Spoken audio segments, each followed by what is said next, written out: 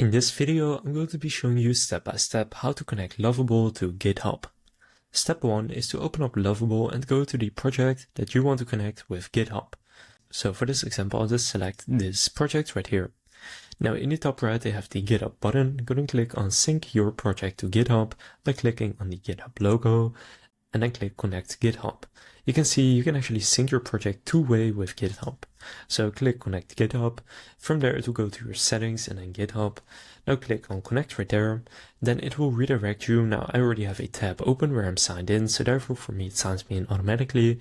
For you, you may need to sign in, but from here you can then see authorize lovable.dev, click on that, and then you are being redirected, and you can now see if I go back to Lovable, I have now integrated with GitHub.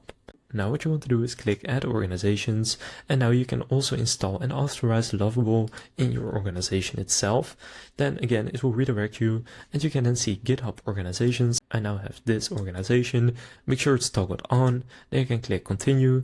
Now you can connect to a specific project, so just click connect right there.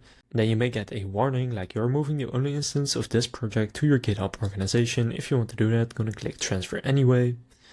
And then you can see now my project has also been connected, and if I now click view on GitHub, I can now view it right here on GitHub.